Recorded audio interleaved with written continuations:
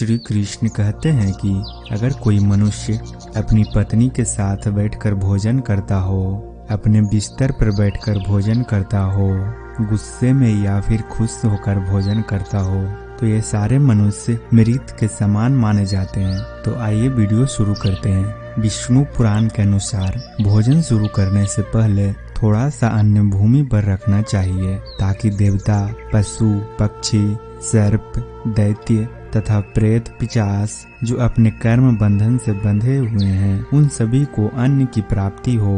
यदि भोजन करते समय कोई अतिथि आ जाए तो उसका स्वागत करें और उसे आसन देकर प्रणाम करके सत्कार करें। फिर उसे श्रद्धा पूर्वक भोजन कराकर विदा करें, क्योंकि जिसके घर से अतिथि निराश होकर लौट जाता है, उसे वह अपने पाप देकर उसके शुभ कर्मों को ले जाता है। श्री कृष्ण कहते हैं, जो स्नान किए बिना ही भोजन करता है, उसका भोजन मल भक्षण के समान हो जाता है। जो मनुष्य बालक एवं वृद्ध आदि के हिस्से का भोजन करता है, उसका भोजन विष्ठा के समान हो जाता है। और जो बिना दान किए ही भोजन ग्रहण करता है, उसका भोजन विष के समान बन जाता है।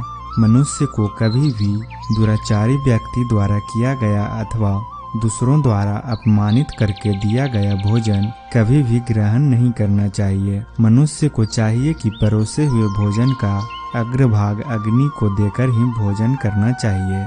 मनुष्य को भोजन एकाग्र चित्त मन से होकर करना चाहिए। मनुष्य को प्रथम 5 निवाले मौन होकर ग्रहण करना चाहिए। ऐसा करने से व्यक्ति के सभी पाप कर्म तुरंत नष्ट हो जाते हैं और भगवान की कृपा से उसे जीवन भर कभी अन्न की कमी महसूस नहीं होगी। वास्तु के अनुसार पूर्व दिशा में बैठकर भोजन करने से व्यक्ति रोगों से और मानसिक तनाव से मुक्त हो जाता है। बीमार बुजुर्गों को पूर्व की ओर मुख करके भोजन करना चाहिए। इससे उनके स्वास्थ्य में सुधार होता है, क्योंकि पूर्व दिशा उगते हुए सूर्य की दिशा है और सूर्य देव बल, आरोग्य तथा दीर्घायु प्रदान करते हैं।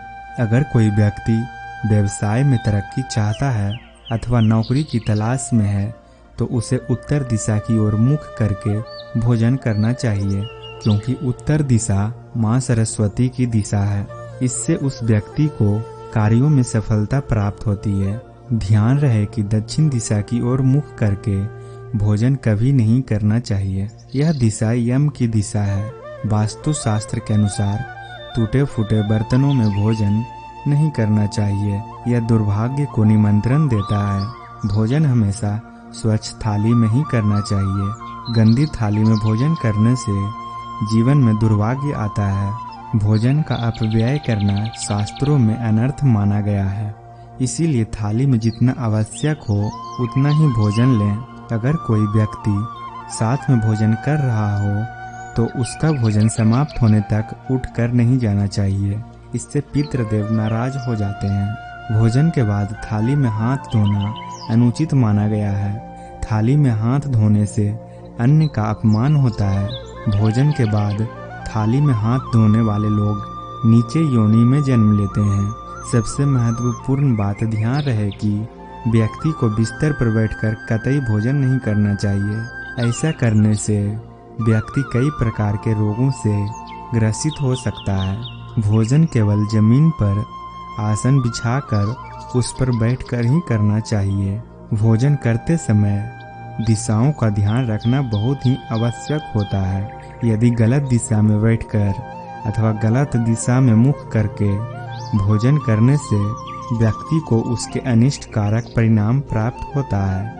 भगवान श्री कृष्ण कहते हैं, जिस भोजन के ऊपर से कोई पैर रखकर चला गया हो अथवा कोई व्यक्ति भोजन को लांघ गया हो, तो ऐसे भोजन को कभी नहीं खाना चाहिए। ऐसा भोजन अशुद्ध हो जाता है। ऐसे भोजन को पशु को खिला देना चाहिए।